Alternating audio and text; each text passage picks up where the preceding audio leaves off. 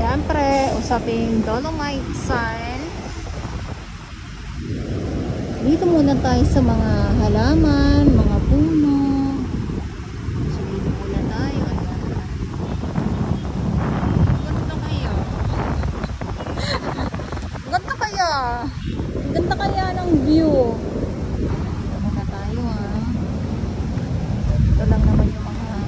Ito lang naman yung mga halaman or mga bulaklak. So kung bukod dito, meron din dito sa may kabilang side ating mga gomamela. Tirik kang araw, grabe.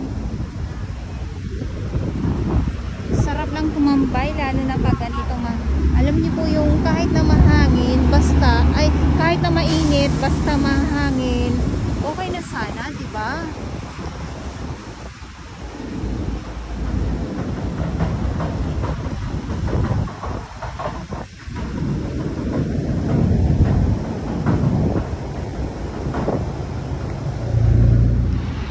Yes, good afternoon. Tuloy lang po ang update natin ngayon dito sa Manila Bay Dolomite Beach. At sabi ko nga ay wala tayong nakikitang mga kalat dito mismo sa may pinakagitna. Ang kalat ay nandito sa may dalampasigan. Gawa nga po ng malakas ang alon, malakas ang hangin. So dito naman, ito yung ating buhangin, yung ating Dolomite Sand. Wala tayong nakikitang pagtatambak or mga barge dito sa laot na may dalang Dolomite Sand po. Sa ngayon, ito lang po muna. Hindi pa po ito hindi pa po ito muli napapasadahan ng makinarya, ng traktora. Pag once napasadahan muli ito, mas lalo na naman maganda na naman sa paningin natin ang Dolomite Beach. Dito naman po sa dalampasigan ay andyan nga po yung mga dinadagsa na mga kalat, samot-saring mga kalat na kung saan naman ay madali naman pong makuha yan ng ating mga naglilinis, ang ating MMDA at ng ating Espero naman po. So sila yung nandito talaga araw-araw. Ang ating DPS Mandaragat, nandoon sila sa Manila Yacht Club. At syempre sa ating mga volunteers, maraming salamat po sa inyong lahat. At yung ating mga security guard at mga kapulisan na nagbabantay po dito, maraming salamat din po. Ayan, so dito yung entrance na kung saan nandito yung ating ibang mga namamasyal. Silong sila dahil nga po ay sobrang init. Ang init-init. Alam niyo yung panay ang ulan. Ang lakas ang ulan kagabi hanggang kaninang umaga, Tapos ngayon napaka-init.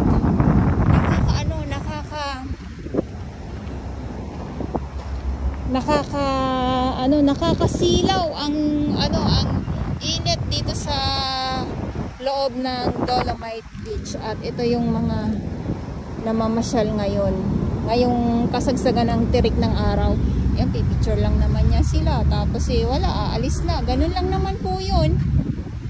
At dito naman sa may pinakalaot, andyan, so tuloy-tuloy pa din po yung pagbubuhos ng buhangin dyan sa may reclamation Pasay area. At nung nakaraang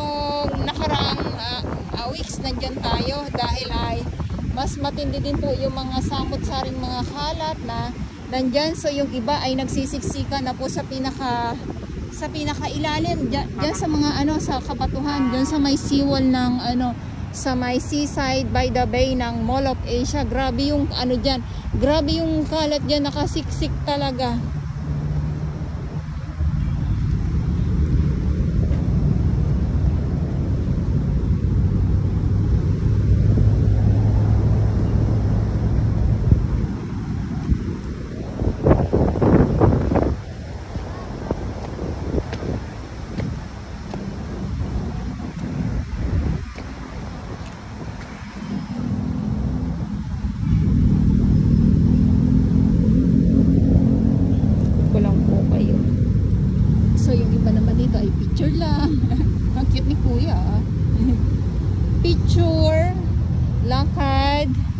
Ganun lang po.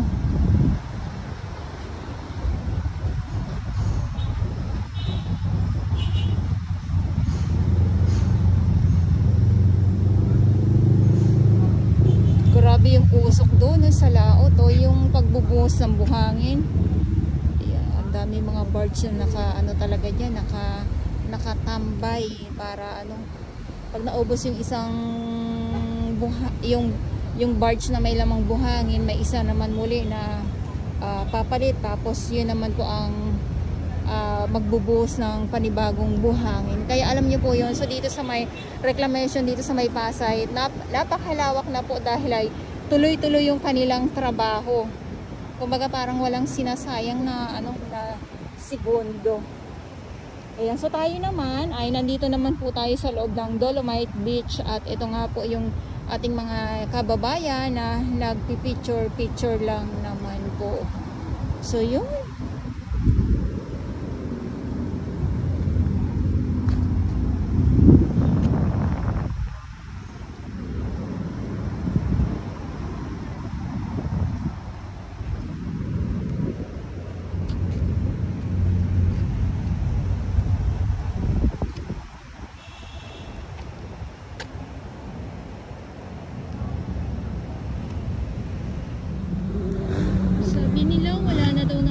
Dito sa Dolomites ano ito?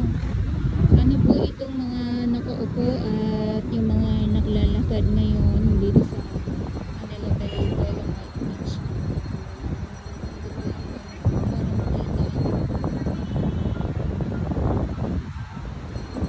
Yung iba, sakto lang, nakaupo lang.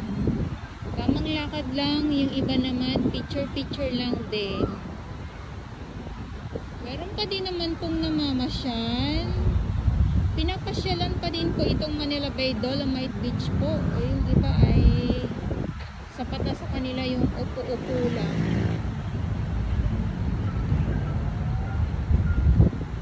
So, wala naman pong pinapatag or wala naman pong, wala pong nilalagay na panibagong Dolomite Beach po dito at wala din pong pagtatambak. Kasi kung meron yan, grabe po ang balita niyan. So yun lang, ito yung update natin ngayon dito sa Manila Bay Dolomite Beach at malinis. Maraming salamat po sa ating mga Manila Bay Warriors, Spero Rangers ang DENR, MMDA, DPS Mandaragat, doon naman po sa Manila Yacht Club, sa ating mga volunteers. Maraming salamat po sa inyong lahat.